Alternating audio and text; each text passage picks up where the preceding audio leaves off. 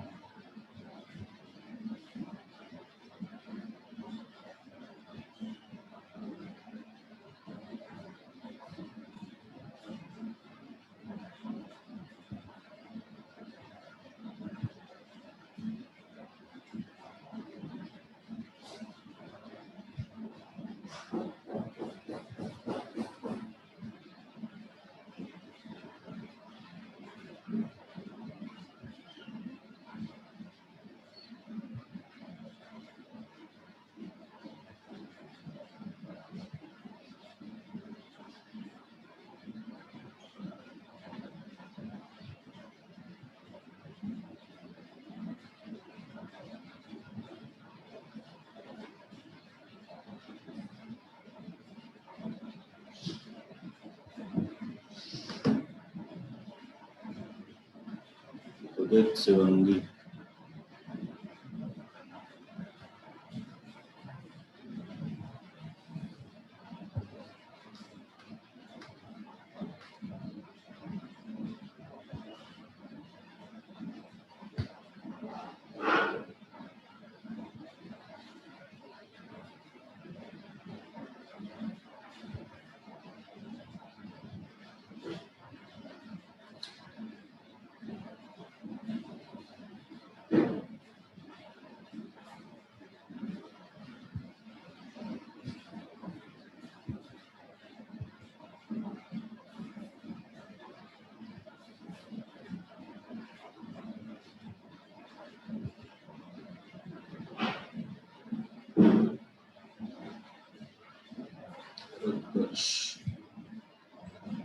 आशुतोष। चलो भाई देखा जाए आगे।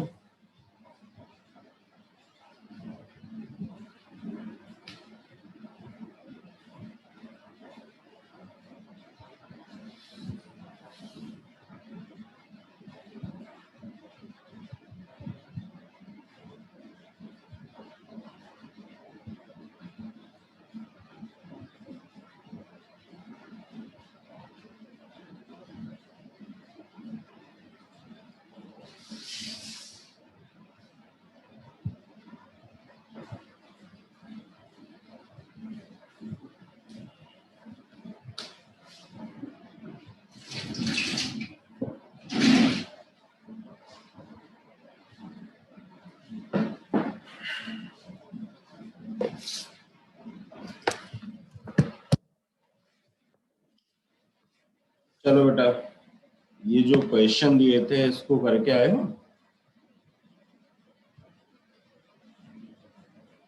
क्या भाई?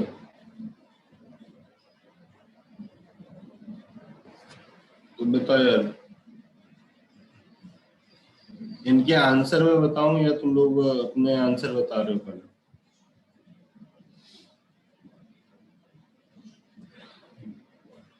क्यों भैया? उदित,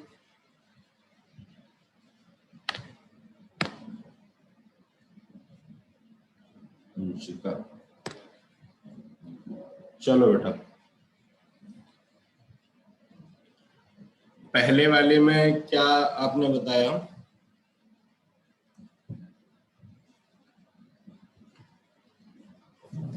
होल्ड अ मिनट।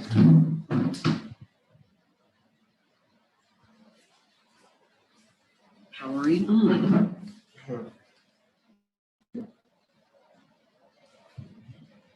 बताओ भाई, PH4C इसमें कितनी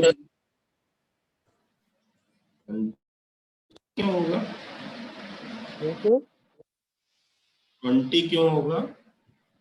तो 4 पहले वाले में सर 4 फिनाइल के वो है ना सब्स्टिट्यूएंट्स, तो एक फिनाइल का तो 5 होता है ना, सॉरी 4 होता है, 16 होगा सर।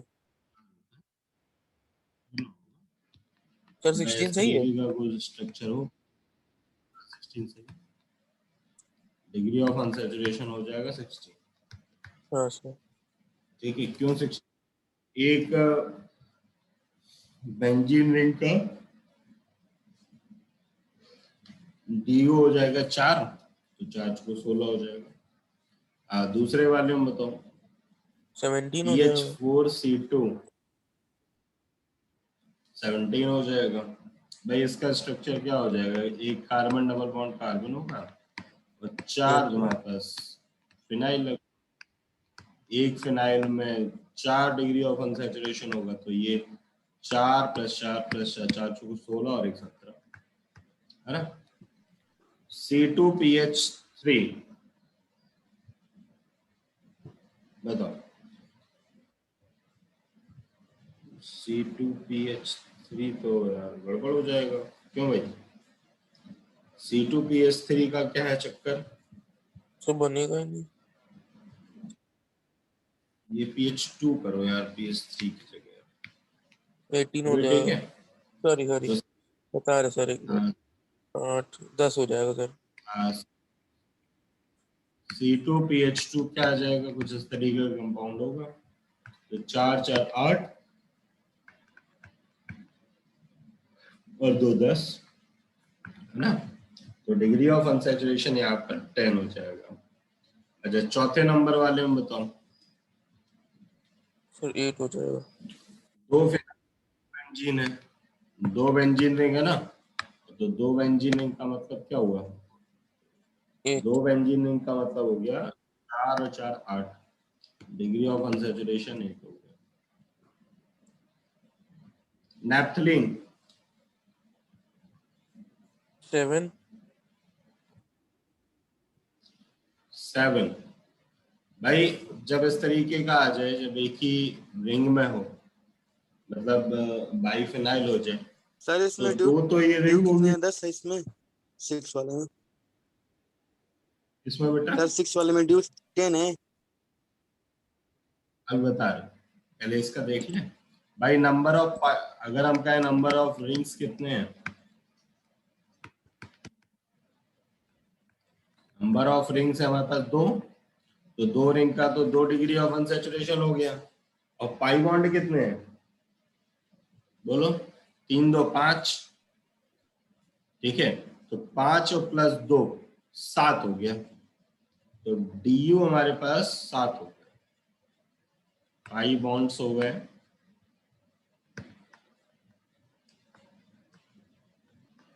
पाई बॉन्ड हो गए कितने? 7, सॉरी 5, टोटल मिला के 7 हो गया डी।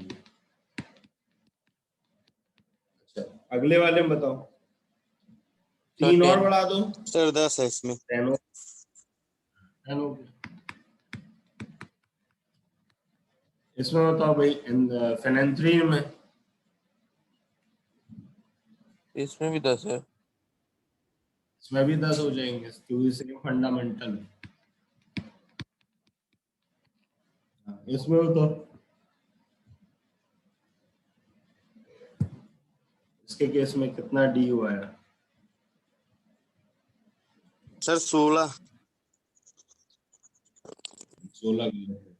सर एक मिनट बता रहे हैं, 16 नहीं, अरे कि 24। सर 32 इसमें। 32 यस सर। पक्का? पक्का। अच्छा। हम्म, हम्म, हम्म। 32 नहीं है, 32 गलत आंसर।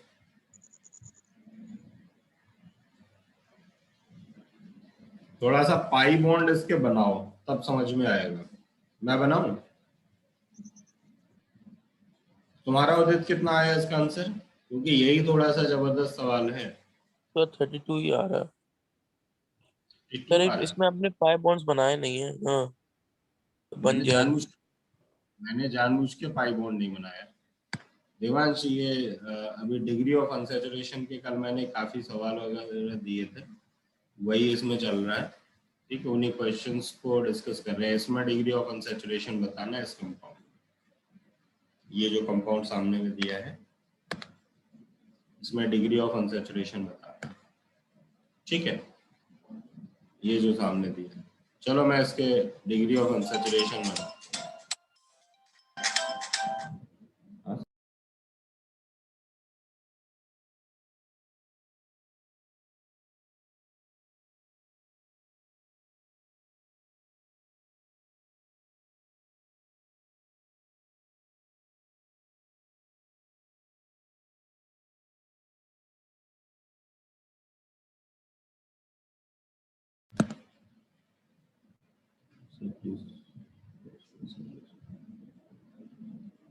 अच्छा ठीक है सभी भेज दें, ठीक है। नहीं क्योंकि मैक्सिमम तो मैंने क्लास में ही बता दिए हैं, मतलब आंसर भी बता दिए थे, मतलब जब असाइनमेंट डिस्कस कर रहे थे तो आंसर लगा नहीं दिए सर, थे। कई सर फ्यूचर मतलब लगाए तो सर आंसर सुने इसलिए। अच्छा ठीक है मैं कर दूँ। सर आज ही भेज दीजिएगा सर। हाँ आज कर दूँ, ठीक है। चलो ये कंपाउंड पहले बना लेते हैं, ठीक है। तो कंपाउंड पहले एक बार देख लेते हैं, क्योंकि देखो इसमें कंफ्यूजन क्या होगी, कई लोग इसमें हर एक जगह 3-3 बॉन्ड समझ रहे होंगे। कुछ रिंग ऐसी होंगी जिनमें एक बॉन्ड होगा और कुछ रिंग ऐसी होंगी जिनमें 2 बॉन्ड्स होंगे, ठीक है। इसीलिए आपका इसमें आंसर नहीं आ रहा है, बाकी कोई रीजन नहीं है। समझ में आई बात, गड़बड़ कहाँ कर रहे हो? तो इसलिए इसमें बॉन्ड बना, नाम क्या है? हाँ नाम कैसा है इस कंपाउंड का? नाम यार ऐसे नाम इसका है डाई बेंच कॉर्निन है। अरे बाप रे। तो ये नाम का क्या मतलब है? अब है तो है, क्या किया जाए। चलो मैं बना रहा हूँ, ठीक है। सबसे सर पहले मैं कार्सिनोजेनिक होता होगा? है? क्या कह रहे हो? कार्सिनोजेनिक होता होगा? अब यार इतना मैं नहीं कह सकता कि कार्सिनोजेनिक है कि नहीं है, वैसे होना तो चाहिए, कई बार ड्रग्स में भी चीजें यूज होती हैं, ठीक है। यस।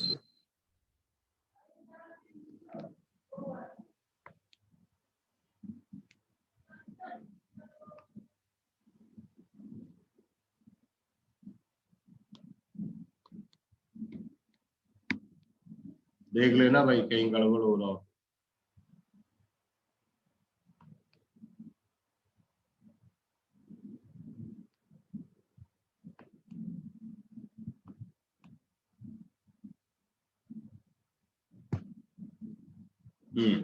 बन गए यार सारे बॉन्ड, चेक करो जरा। क्या हर एक बेंजीन का हर एक कार्बन पाई sp2 हाइब्रिडाइज है?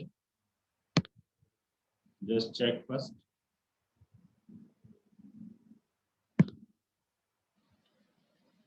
देखो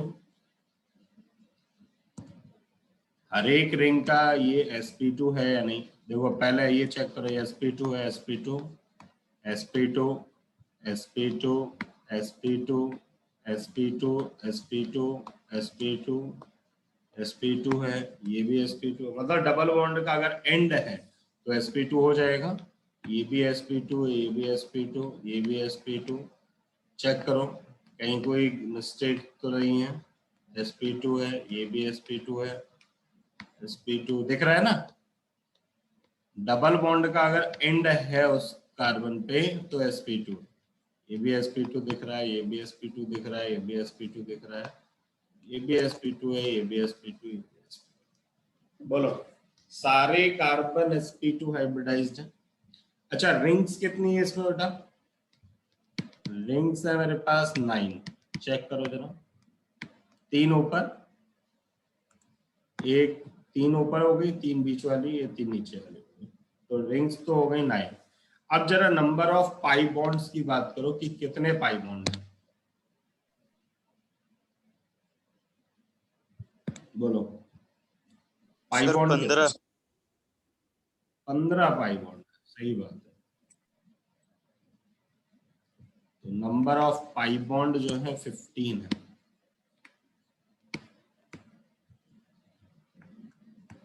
अगर 15 है तो डिग्री ऑफ अनसैचुरेशन कितना हो जाए? 15 + 9 = 24, ठीक है। तो यही एक जबरदस्त सवाल था इस पूरे इन जितने भी सवाल हैं जिसमें आपको थोड़ा सा मेहनत करने की जरूरत थी। अच्छा 32 कैसे आए थे तुम लोगों के? सर हर रिंग के 3-3 पाई बॉन्ड ले लिए थे। गड़बड़ समझ में आई? अगर हाँ 3 पाइप तुम ले लोगे तो इसका मतलब समझ में आया क्या है कि तुमने अगर इसमें भी 3 ले लिया और इसमें भी 3 ले लिया तो ये तो भैया पाई बॉन्ड तुमने 2 बार इंक्लूड कर लिया ना। समझ में आया भाई? यस सर समझ में आया। ऐसी गलती मत करना। चलो तो ये तो हमारा हो गया। अब बाकी क्या आंसर होगा? तो अब तो बड़े आसान आसान है, फटाफट हो जाएगा। हाँ, इसमें बताओ कितना आया था? 4 4 8, 2 10, 11 2 13। ठीक है, चलिए नेक्स्ट अगले वाले में बता दो। 2 3 4 5, क्यों भाई? तो फर्जी है, 5 DU हो गया। अगले वाले में 2 2, यहाँ पे भी 2 है, यहाँ 2 है, इसमें भी 2 है, ये भी, इसमें 2 है या 1 है? बोलो, इसमें 2 है या 1 है? 1 है। अच्छा, यहाँ बताओ, ये भी 2 हो गया, इसमें 2 हो गए, इसमें भी 2 हो गए। अच्छा, तो यहाँ तक तो कंप्लीट है। अब 20 21 22 वाले और बता दो। 20 वाले में तो क्या आएगा? इसको हम लोग कैसे ट्रीट करेंगे? C3H4 की तरह ट्रीट करेंगे, है ना? क्योंकि मैंने क्या कहा था, अगर मान लो मोनोवैलेंट एटम है, अगर बेटा मोनोवैलेंट एटम है तो उसको हाइड्रोजन की तरह ट्रीट करना है। तो C3H कितना होना चाहिए था? फिर 2 होगा इसका। तो 8 होना चाहिए था, है ना? तो 4 की कमी है, तो डिग्री ऑफ अनसैचुरेशन 2 होगी। ठीक है, चलो भाई, अब अगला और बता दो। अगला बताओ क्या आएगा?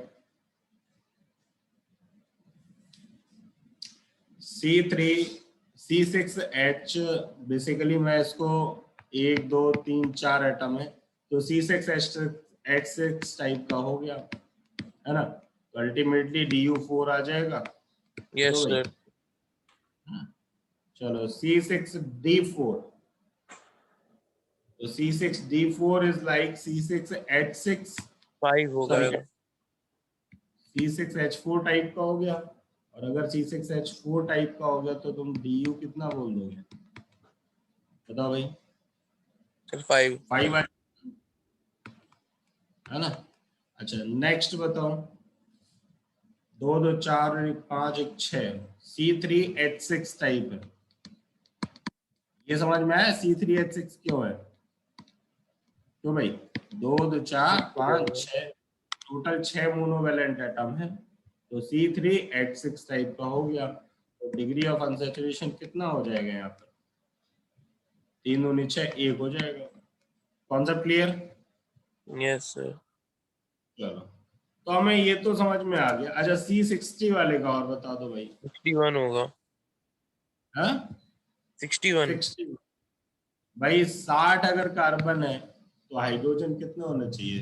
120 प्लस 2, 122 हाइड्रोजन होने चाहिए। बी हाइड्रोजन की ब्लॉक की कमी याद आ गई फिर। है, तो इसका आधा कितना हो जाएगा? DU हो जाएगा बेटा इसका 61। बी ब्लॉक की याद आ गई। C60 बकी बॉल स्ट्रक्चर याद आ गया? Yes sir. यस। जो बढ़िया सवाल हो गया। वो पूछ रहे यार बकी बॉल स्ट्रक्चर में डिग्री ऑफ अनसैचुरेशन कितना है? ठीक है, तो बस यस। बैठे रहो। चलो भाई, कंप्लीट है यहाँ तक। अब हम लोग यार देखो, बाईवैलेंट एटम और ट्राईवैलेंट की और फटाफट बात कर लेते हैं और अपना डिग्री ऑफ अनसैचुरेशन समाप्त करते हैं। ओके, अब मैं यहाँ क्या करूंगा, जैसे बाईवैलेंट एटम के लिए क्या, अगला हेडिंग डालना केस 2, ये इंपॉर्टेंट मामला है। तो बाईवैलेंट एटम कैसा हो सकता है?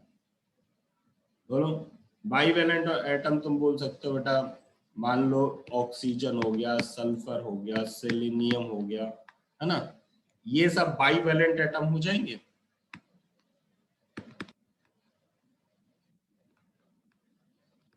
मतलब जो 2 इलेक्ट्रॉन के साथ कंबाइन होते हैं। ठीक है, अच्छा, तो मतलब जो ऑक्सीजन का नेचर होगा वही सल्फर का नेचर हो जाएगा। हम यहाँ क्या बोलते हैं कि बाईवैलेंट एटम्स को निग्लेक्ट कर देते हैं। बाईवैलेंट एटम्स, वैलेंट एटम्स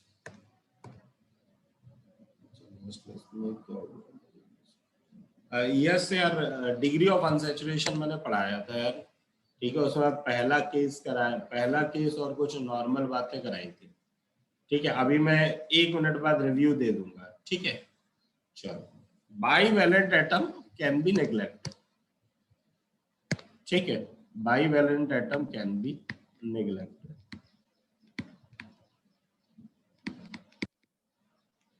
अगर हम बाईवैलेंट एटम को निग्लेक्ट कर सकते हैं तो इसका मतलब क्या हुआ, बोलो। कि भैया जैसे CO2 है, हम आंख बंद कर लेंगे इस ऑक्सीजन को देख करके, ठीक। हम कहेंगे हमें ऑक्सीजन दिखाई नहीं दे रहा, मतलब इसका जो कंट्रीब्यूशन है डिग्री ऑफ अनसैचुरेशन में वो 0 है।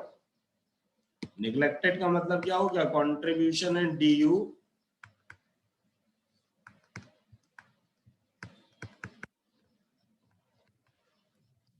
in calculation of DU equal to 0। Clear है कहानी, is equal to 0। I think यहाँ तक क्लियर है, बोलो।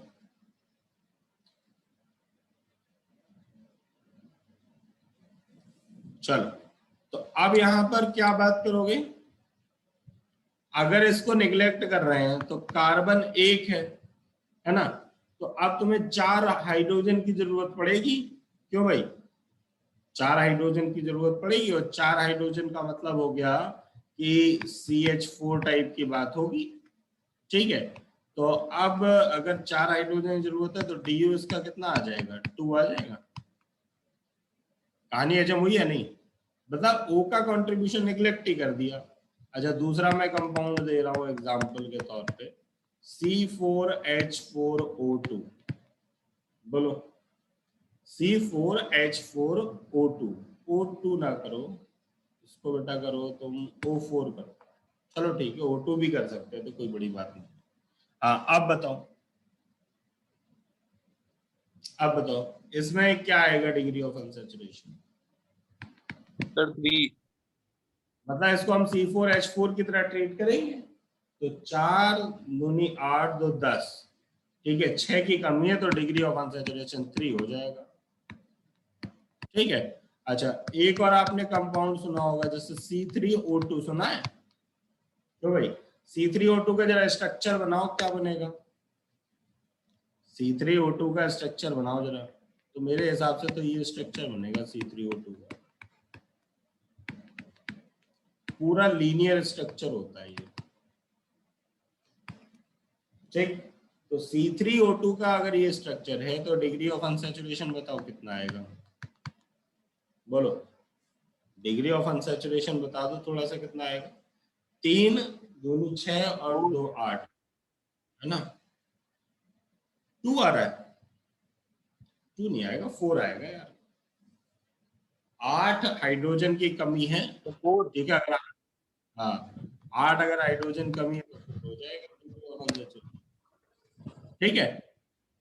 मेरे ख्याल से ये तो समझ में आ गया होगा। तो एक कंपाउंड और लेते हैं जिसमें सल्फर अल्फर भी थोड़ा सा इंक्लूड हो जाए, बढ़िया बढ़िया दिखाई दे। C6H4 D2F2O2S। चलो, अब इसमें डिग्री ऑफ अनसैचुरेशन बताओ।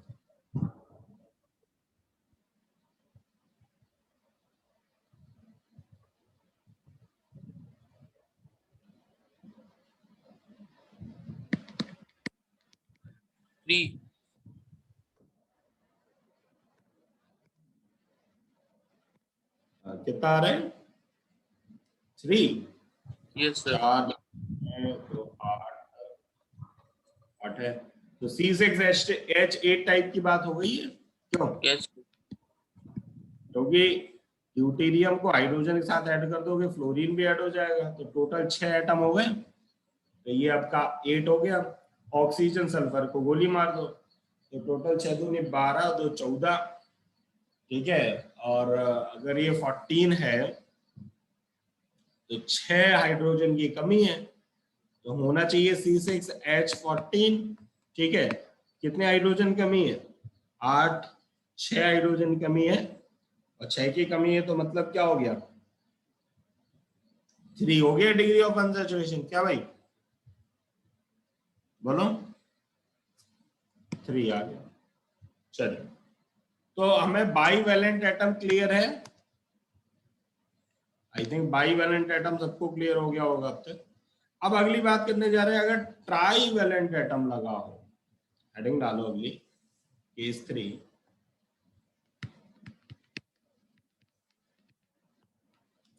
If trivalent atom is attached. Trivalent atom generally हम लोग बात करेंगे किसकी, नाइट्रोजन की।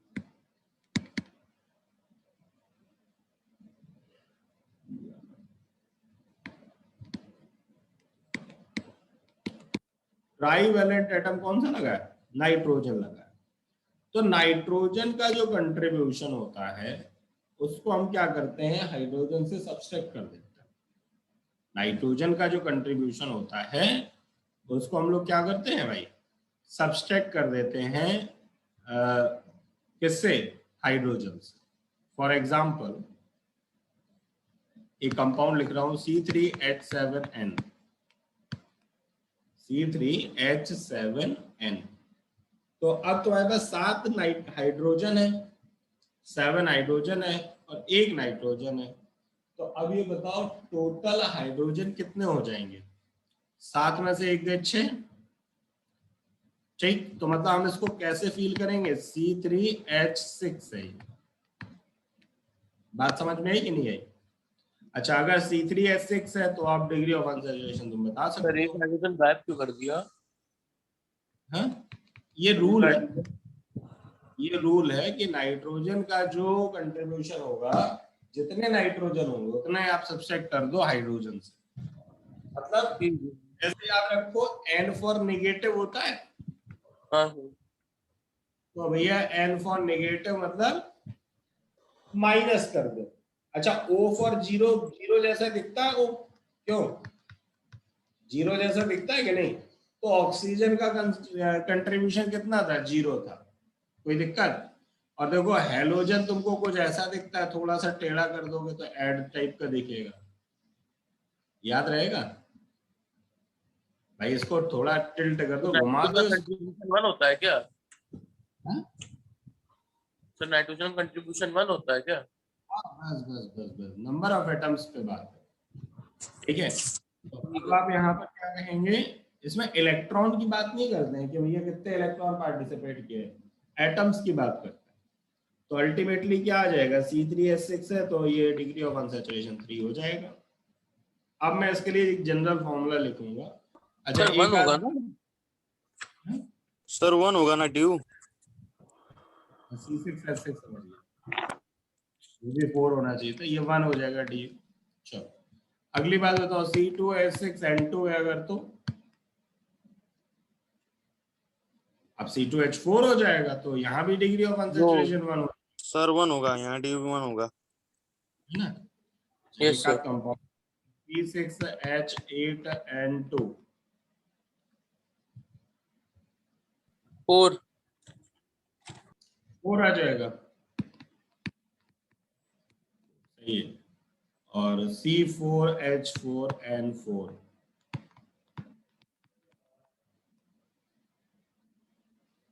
बोलो। सर इसमें 4 होगा। 4 होगा, 4 क्यों होगा? सर 5 होगा। हाँ 5 होगा सर, 5 5 5 सॉरी 5 होगा। 5 होगा।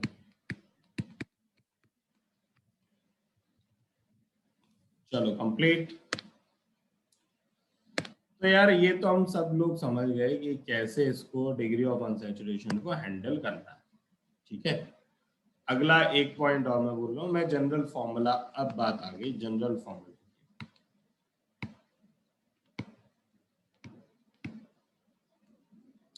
तो बेटा जनरल फॉर्मूला इसका क्या आएगा वो भी समझ लीजिए। तो degree of unsaturation will be equal to, अगर मान लो एक ऐसा कंपाउंड दिया हुआ है CXHY XPOQNR, ये दिया, ठीक है।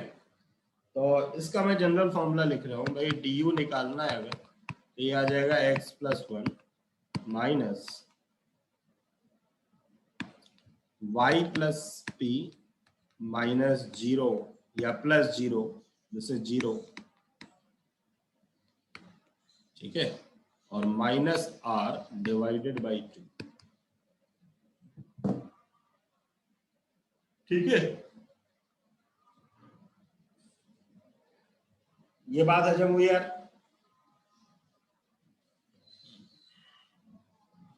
Yes sir. Concept clear? ठीक है, x plus 1 minus Y plus P plus 0 minus R divided by 2, ये मेरे पास आ गया डिग्री ऑफ अनसैचुरेशन। चलो भाई, तो काफी हद तक हम लोगों ने, काफी हद तक क्या, बहुत काम कर लिया है। अब बात करते हैं, अगला टॉपिक हम लोग बात करने वाले हैं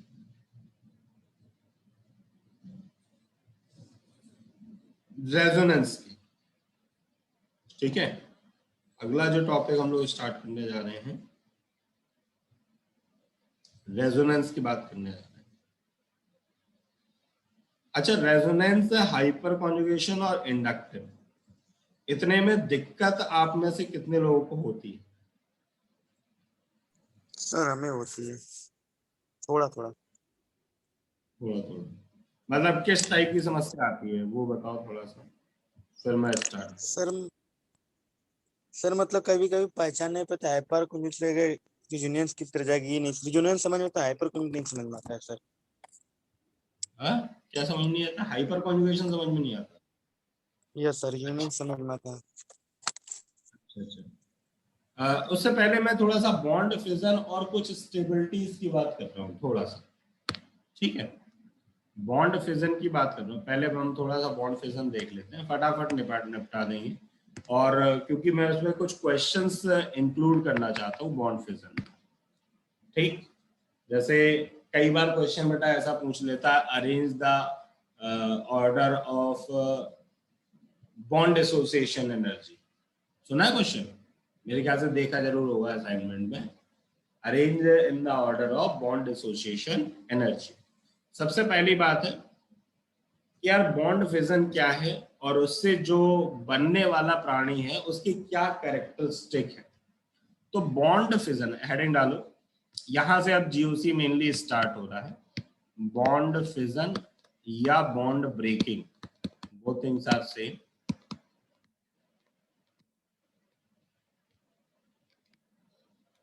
ठीक है, तो बॉन्ड फिजन हमारा दो टाइप का है, सभी को आइडिया है इसके बारे में, ठीक।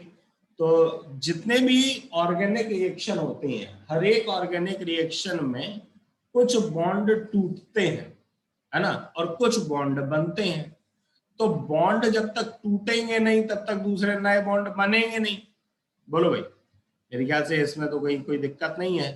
तो जो पॉसिबल बॉन्ड फिजन है वो बेटा दो टाइप के हैं। पहले हमारे पास होमोलाइसिस है, होमोलाइसिस फिजन हो जाएगा। चलिए, अगर होमोलाइसिस बॉन्ड फिजन की बात कर रहे हैं तो इस टाइप के बॉन्ड फिजन में सेम टाइप की स्पीसीज जनरेट होती है। जैसे एक ए बी बॉन्ड बना था, तो ए बी बॉन्ड में क्या किया, अपनी अपनी प्रॉपर्टी को लेकर के वापस चले गए। पहले दो लोगों ने कुछ कंट्रीब्यूशन करके एक मकान खरीदा, उसके बाद दोनों ने उसको बेच के अपना अपना शेयर लेके निकल गए, ठीक। तो ऐसे कांड में क्या होगा, जब एक ही इलेक्ट्रॉन मूव किया है तो हमारे पास कौन सा पार्टिकल जनरेट होगा, ये जो है हमारे फ्री पास रेडिकल। ए फ्री रेडिकल आया और बी भी फ्री रेडिकल आया। इन फ्री रेडिकल्स की भाई एक ही इलेक्ट्रॉन है, तो ये कैसा है, अनपेयर्ड इलेक्ट्रॉन रखता है, ये अनपेयर्ड इलेक्ट्रॉन है। अनपेयर्ड इलेक्ट्रॉन का मतलब क्या हुआ, ये हमारे पास कैसा हो जाएगा, पैरामैग्नेटिक हो जाएगा। बोलो हाँ या ना भाई, अगर अनपेयर्ड इलेक्ट्रॉन है तो पैरामैग्नेटिक हो जाएगा। और पैरामैग्नेटिक सब्सटेंस कौन से होते हैं, बोलो। पैरामैग्नेटिक वो सब्सटेंस है जो वीकली अट्रैक्टेड होते हैं टुवर्ड्स एक्सटर्नल मैग्नेटिक फील्ड, ठीक। तो ये पैरामैग्नेटिक हो जाएगा। अगली बात है, ये इलेक्ट्रिकली न्यूट्रल होता है। इलेक्ट्रिकली न्यूट्रल कहने से क्या मतलब हुआ? इलेक्ट्रिकली न्यूट्रल कहने से मतलब ये हुआ इसका आकर्षण किसी भी पॉजिटिव और निगेटिव की तरफ नहीं होगा। ये बात समझ में आई? ये बेटा इलेक्ट्रिकली न्यूट्रल होगा। और आप इसमें क्या बोल दोगे, अगर ये इलेक्ट्रिकली न्यूट्रल है तो इसका आकर्षण किसी भी किसकी तरफ नहीं होगा? चार्ज की तरफ नहीं होगा। मतलब ये अपने खानदान वाले लोगों से ही बात करेगा। मतलब क्या हुआ, एक फ्री रेडिकल दूसरे फ्री रेडिकल से ही रिएक्शन कर सकता है, ये किसी भी पॉजिटिव और निगेटिव चार्ज के साथ रिएक्शन नहीं कर सकता। ये बात फीलिंग आई कि नहीं है? बोलो। ठीक। अच्छा, एक पॉइंट और मैं बोलूंगा कि जो फ्री रेडिकल होता है उसके पास एक खासियत होती है। अब यार देखो, इलेक्ट्रिकली न्यूट्रल है, पड़ोसियों से जो इसके टाइप के लोग नहीं हैं उनसे तो बातचीत करेगा नहीं, तो ये क्या करना चाहेगा? ये अपने परिवार को बढ़ाता है। मतलब परिवार को बढ़ाने से मतलब हुआ कि एक फ्री रेडिकल दूसरे फ्री रेडिकल को जनरेट कर सकता है। बोलो यार, अब ये जनरेशन वाली बात कैसे हुई? मान लो ये फ्री रेडिकल आया और ये यहाँ पे एक और बॉन्ड पड़ा हुआ था, इसने कहा देखो मैं हूं फ्री रेडिकल, ठीक, और मैं अपना परिवार बढ़ाना चाहता हूं, तो देखो आजा आजा, अगर मैं फ्री रेडिकल हूं तो तुम दोनों भी किस में कन्वर्ट हो जाओ? फ्री रेडिकल में कन्वर्ट हो जाओ। तो ये क्या करेगा, ये फिर से पड़ोसी को क्या बोलेगा, तुम भी फ्री रेडिकल में कन्वर्ट हो जाओ। ये बन गया फ्री रेडिकल। तो हम अगला पॉइंट बेटा यहां ये लिख सकते हैं, it can generate another free radical.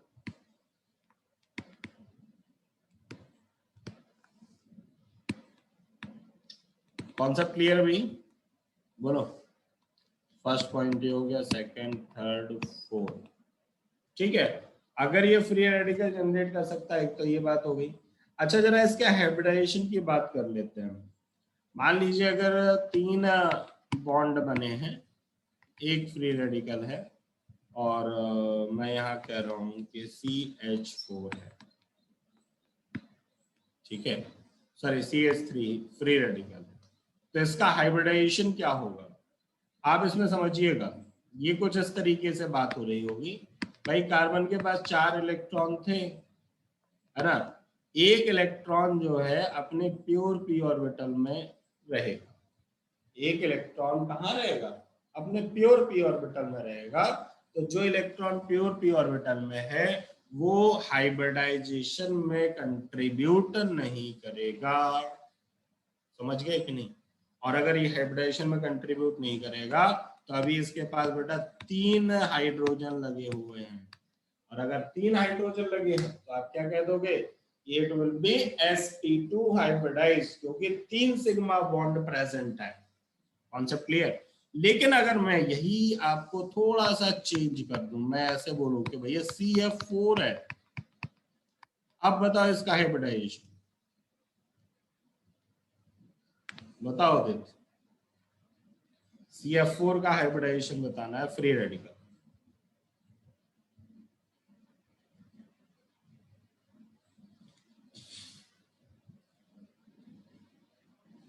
बाकी लोग, शिवांगी, यश,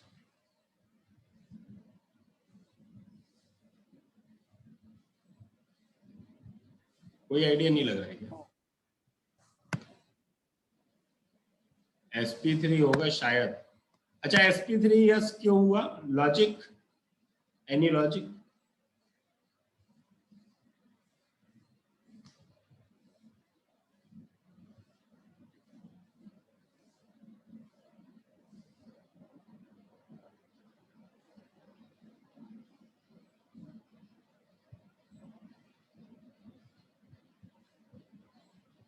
बोलो।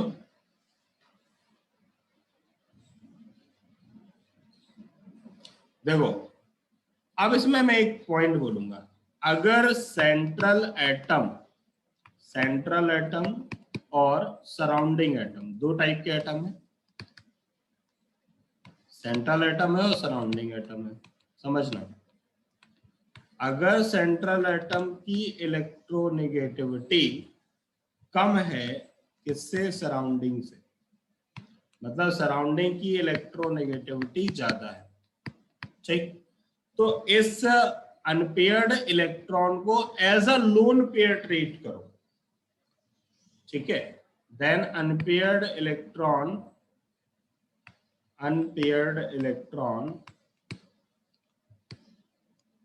will be participated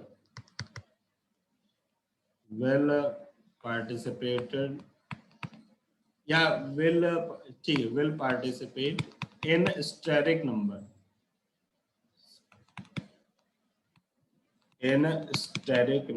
ऐसे। स्टेरिक नंबर समझते हो ना भाई, 3 सिग्मा। स्टेरिक नंबर कैसे आएगा, 3 सिग्मा प्लस, जैसे एक लोन पेयर होता था तो एक लोन पेयर का कंट्रीब्यूशन 1 होता है, तो यहाँ पर भी ये फ्री रेडिकल का कंट्रीब्यूशन 1 होगा, तो 3 + 1 हो जाएगा और ये 4 होगा, और 4 के करस्पॉन्डिंग क्या आ जाएगा, sp3 आएगा। ये बात हजम हुई है नहीं? यहाँ देखो पहले वाले में क्या है, सराउंडिंग की इलेक्ट्रोनेगेटिविटी ज्यादा नहीं है। अगर सराउंडिंग की इलेक्ट्रोनेगेटिविटी ज्यादा नहीं है तो वो जो अनपेयर्ड इलेक्ट्रॉन है ये प्योर ऑर्बिटल में ही रहेगा, और इसका जो हाइब्रिडाइजेशन है प्योर ऑर्बिटल में रहने वाले प्राणी का हाइब्रिडाइजेशन में काउंट नहीं करते हैं। लेकिन दूसरे वाले में क्या होगा, ये हाइब्रिडाइज्ड ऑर्बिटल में होगा, और इसका जो क्या नाम है आपका, क्या कह रहे हैं, इसका जो हमारे पास हाइब्रिडाइजेशन होगा वो sp3 हो जाएगा। क्लियर है कहानी? बोलो।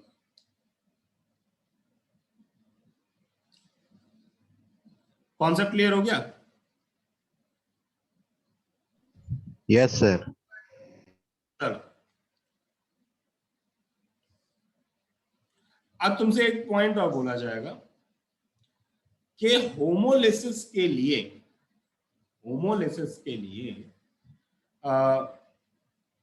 सॉल्वेंट कैसा होना चाहिए। तो एक पॉइंट आप लिख सकते हो, हालांकि ये कोई खास बहुत इंपॉर्टेंट पॉइंट नहीं है। Homolytic fission takes place in any kind of solvent. Homolytic fission can take place in any kind of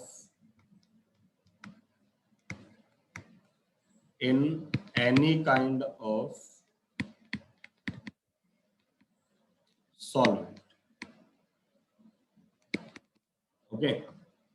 अच्छा, of free radicals are generally obtained in non-polar gaseous phase. Free radicals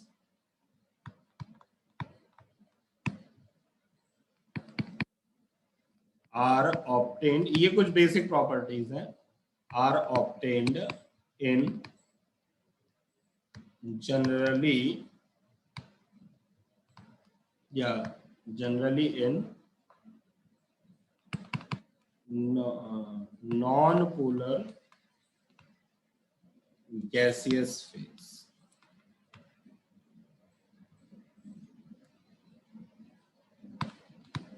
ठीक है, चलो ये दो चीजें तो बस मैंने एज ए इंफॉर्मेटिव दी हैं। अच्छा, अब जैसे फ्री रेडिकल जब फॉर्म होता है ना, जैसे फ्री रेडिकल बेटा जब फॉर्म होता है, हाँ कुछ कह रहे क्या सर? ऊपर कर दीजिए। एक मिनट, फुल स्क्रीन कर देता हूँ, ठीक है।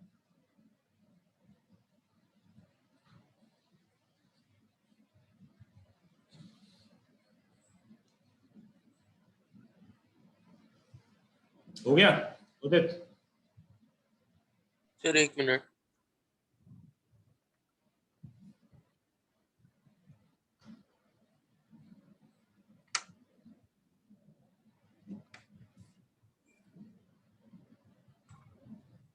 Yes sir.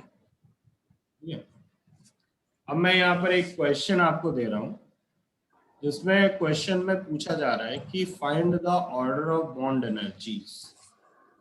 क्वेश्चन है एग्जाम्पल,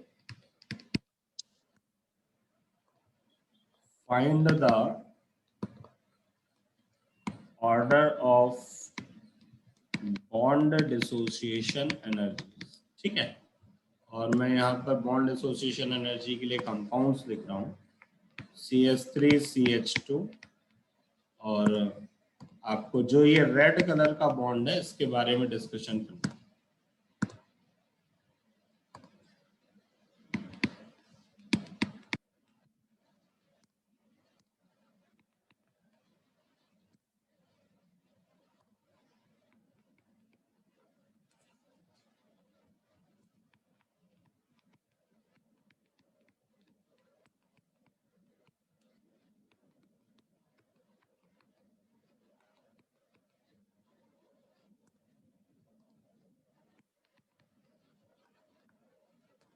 इनकी बॉन्ड एसोसिएशन एनर्जी के बारे में डिस्कशन करना है, जितने भी रेड कलर के बॉन्ड बने हुए हैं।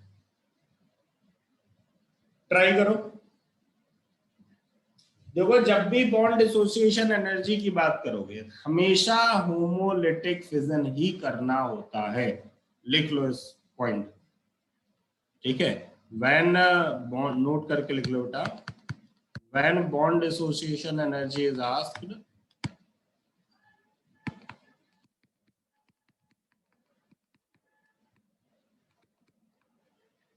then first form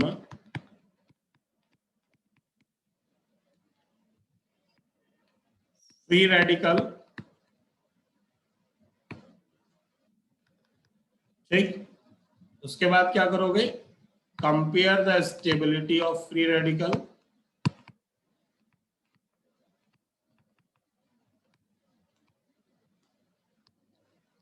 free radical की स्टेबिलिटी कंपेयर करो,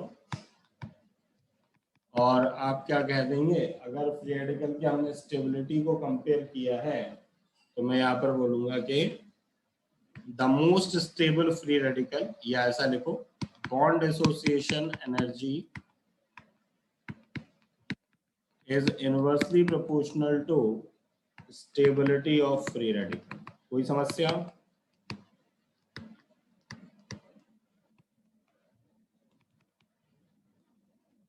बोलो बेटा,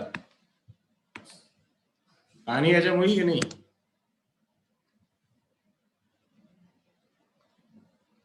तो अब बताओ यार इसमें क्या होगा।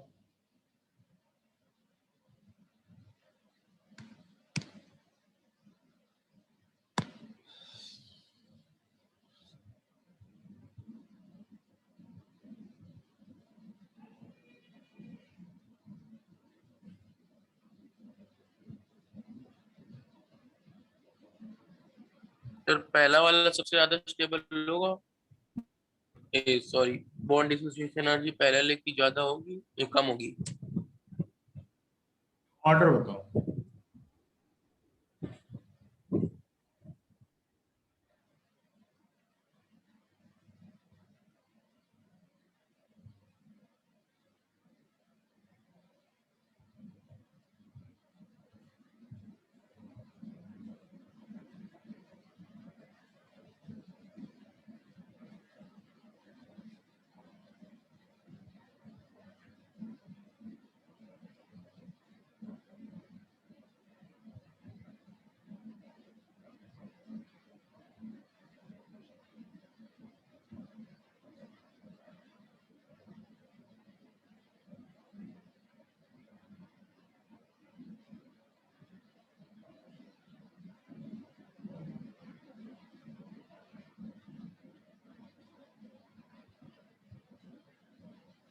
ऑर्डर बताओ, क्या आया तुम लोगों का ऑर्डर? मैं बात करूं इस पे, बोलो क्यों भाई?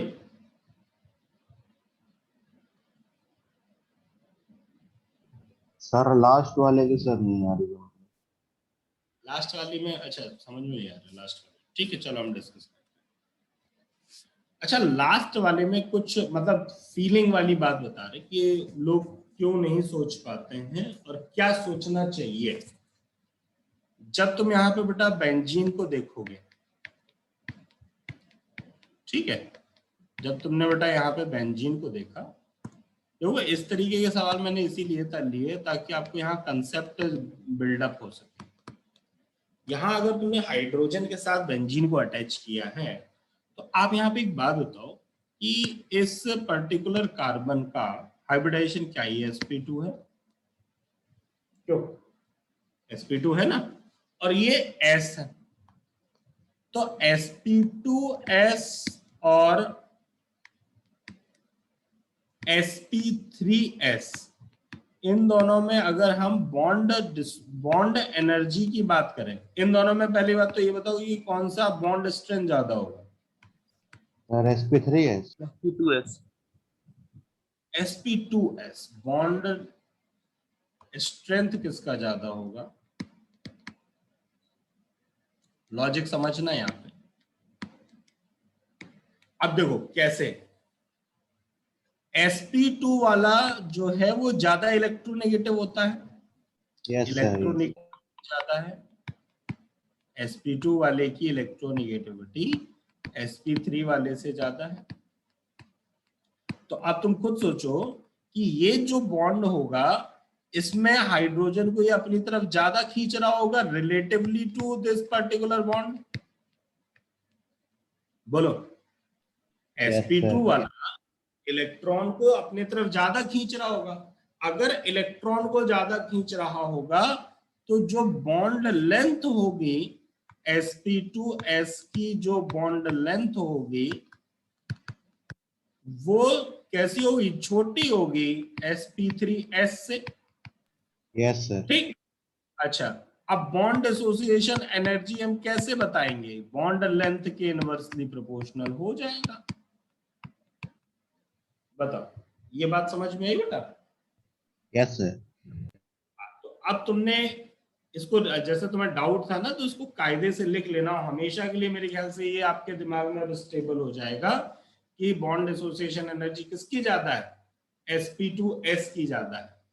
Yes sir. ठीक है, अच्छा तो अब मेरे ख्याल से यह तो कंफर्म हो गया। अच्छा अब अगर मैं ऐसे पूछता कि एक काम करते हैं, CH3 CH2 ये है, अभी हम पीछे वाले क्वेश्चन में कर रहे हैं, और एक मैंने ले लिया CH2 डबल बॉन्ड CH लिखा है, ठीक है, ये इसको आप ऐसे कर लो, और तीसरा मैं यहाँ पर ले रहा हूँ, ये पिंक कलर बेकार लग रहा है, CH ट्रिपल बॉन्ड CH, इसकी बॉन्ड एसोसिएशन एनर्जी। तो अब तुम यहाँ पर क्या बोलोगे? सर यहाँ पर हमारे पास ये sp3s है, ये sp2s है, और ये sps है। तो अब तुम बताओ किसमें बॉन्ड लेंथ छोटी होगी? सबसे छोटी sps में होगी, उसके बाद sp2s में होगी, फिर sp3s में होगी, सबसे बड़ी sp3s में हो जाएगी। तो बॉन्ड एसोसिएशन एनर्जी का ऑर्डर ये आ जाएगा। आई थिंक क्लियर है बेटा, है ना? चलो अब देखते हैं, एक काम करते हैं यार कि इनके फ्री बॉन्ड एसोसिएशन एनर्जी चाहिए थी, तो इनके हम लोग बेटा फ्री रेडिकल बना लेते हैं। क्यों भाई? अगर हम इनके फ्री रेडिकल्स बनाएंगे, इस पर्टिकुलर क्वेश्चन के फ्री रेडिकल मैं यहाँ पे बना रहा हूँ। अब देखो फ्री रेडिकल कैसे बनेगा, जैसे CH3 CH2H है, ठीक, अगर तुमको फ्री रेडिकल बनाना है तो तुम क्या बोल दोगे यहाँ पे?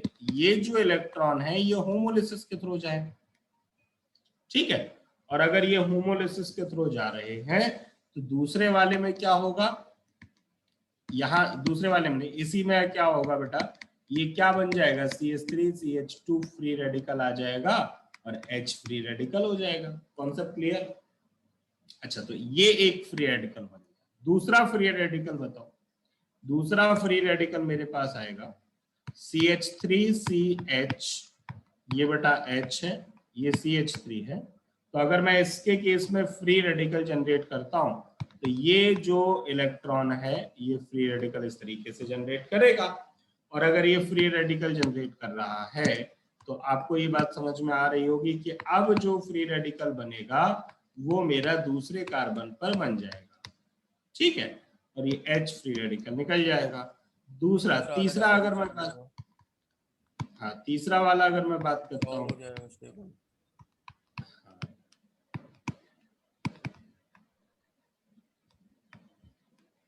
ठीक है, तीसरे वाले में बताओ क्या आ जाएगा, CH3C CH3 CH3 और ये बेटा फ्री रेडिकल हो जाएगा और H फ्री रेडिकल हो जाएगा। अब फ्री रेडिकल की स्टेबिलिटी चेक करनी है और चौथे वाले में क्या हो जाएगा बोलो, ये था H, अगर हम इसमें भी फ्री रेडिकल बनाना चाहते हैं तो it will be looking like this और यहाँ H फ्री रेडिकल आ जाएगा।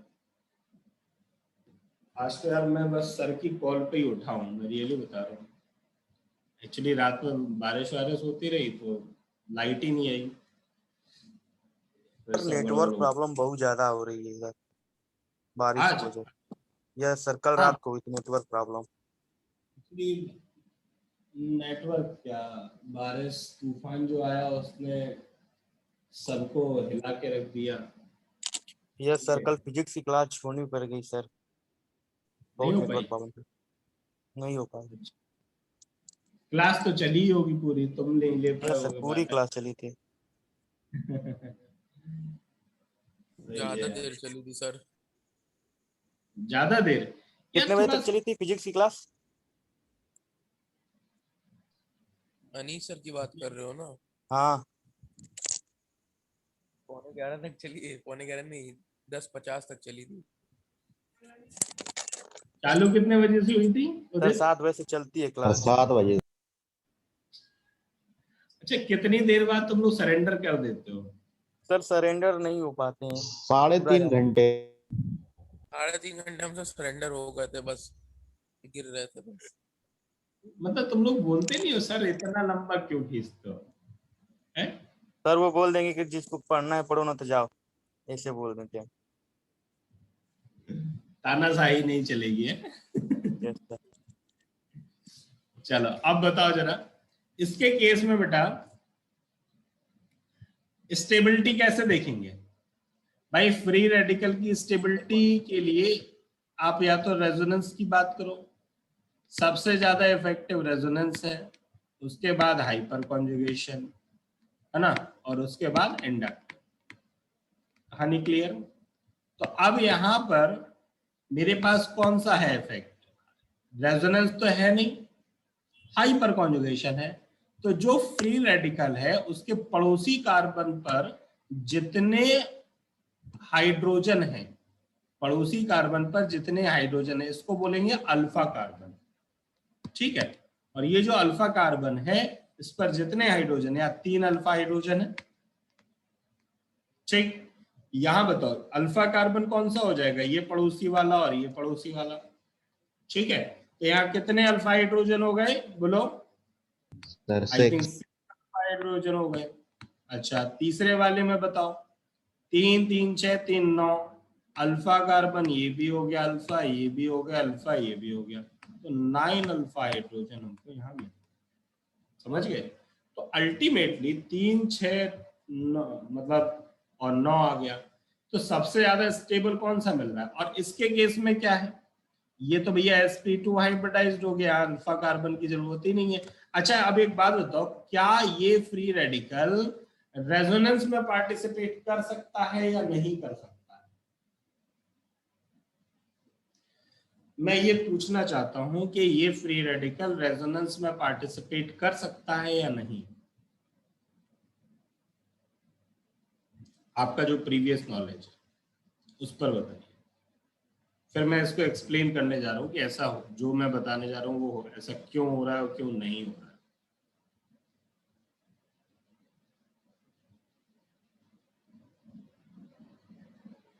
उदय बताओ, इसमें कंफ्यूजन है क्या बेटा? सर ये चीज मैंने यार मतलब होगा कि नहीं, रेजोनेंस ऐसे नहीं होगा। अच्छा, इसमें रेजोनेंस नहीं होगा ना? चलो हम बताते हैं, देखो देखिए, रेजोनेंस के लिए कुछ बेसिक फंडामेंटल होने चाहिए, जैसे मान लो CH2 CH CH2 free radical, मतलब फ्री रेडिकल के पड़ोस में क्या होना चाहिए? बोलो, डबल बॉन्ड वगैरह होना चाहिए।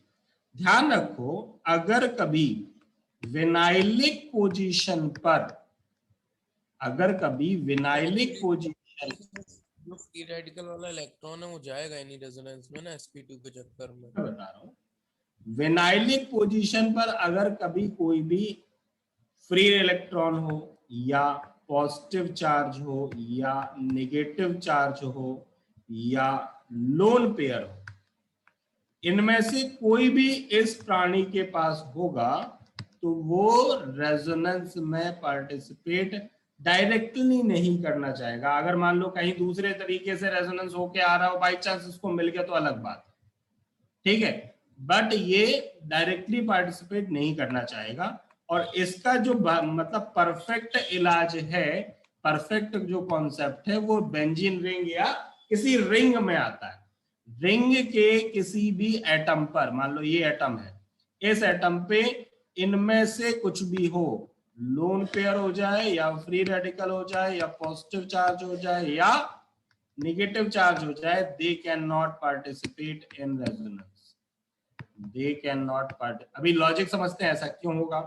दे कैन नॉट पार्टिसिपेट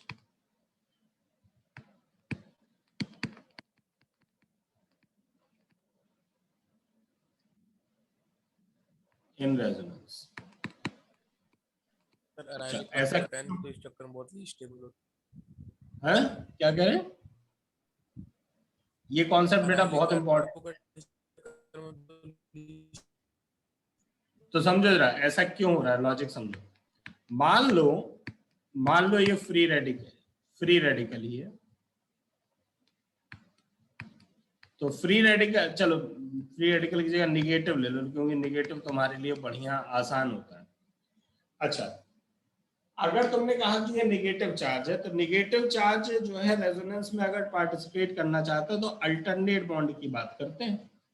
बोलो, अल्टरनेट बॉन्ड की बात करते हैं, मतलब क्या हुआ, ये हमारे पास जो अगला वाला है इसके साथ कॉन्जुगेटेड सिस्टम देखेंगे, और कॉन्जुगेशन के लिए मैं इसमें क्या कर रहा हूं, नंबरिंग कुछ दे रहा हूं। जिस एटम पर कोई भी नेगेटिव पॉजिटिव फ्री रेडिकल इस तरीके का मामला है उसको मैंने 1 दे दिया, उसके बाद दूसरा यहां पर हो गया, तीसरा यहां हो गया, बॉन्ड को मैंने 1 नंबर दिया है, 1 का मतलब कोई नंबर दिया है, तो ये 1 के बाद 3 पर कॉन्जुगेशन है। बोलो, पाई इलेक्ट्रॉन पहले 1 पर है उसके बाद 3 पर है, हाँ या ना? ठीक, तो ये अल्टरनेट पोजीशन हो गई, और अगर अल्टरनेट पोजीशन हुई है तो आपके हिसाब से यहाँ पे रेजोनेंस होना चाहिए।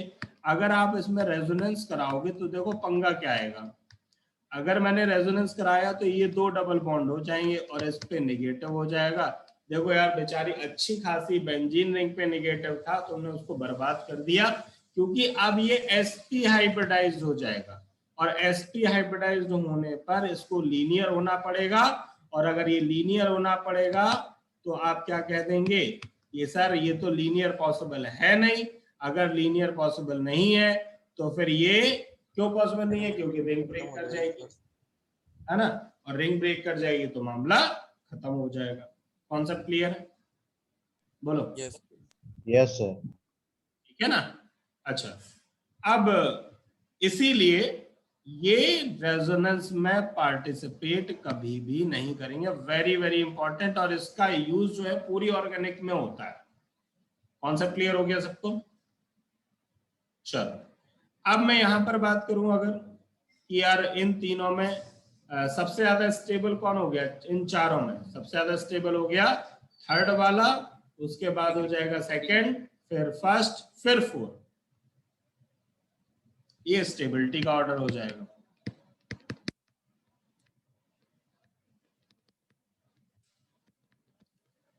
थ्री,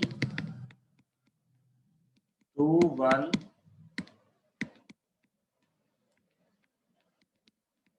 और बेटा फिर 4। कहानी क्लियर हो गई? बोलो, तो बॉन्ड एसोसिएशन एनर्जी का ऑर्डर क्या आएगा, उल्टा हो जाएगा, जस्ट 4, 1, 2, 3। चलो कंप्लीट है, यस और नो? ठीक है, चलो फिर इसके बाद आगे बात करेंगे, कोई दिक्कत? चलिए अब यार थोड़ा सा मुझे ब्रेक दे दो, क्योंकि मैं जस्ट उठा ही था। ठीक है, अभी मैं आता हूँ, 15 मिनट बाद मैं दोबारा से रिज्वाइन करता हूँ। तो 15 ठीक मिनट है? बाद ज्वाइन कर लो। हाँ 15 मिनट बाद। ठीक है। ठीक है, चलो ओके बेटा।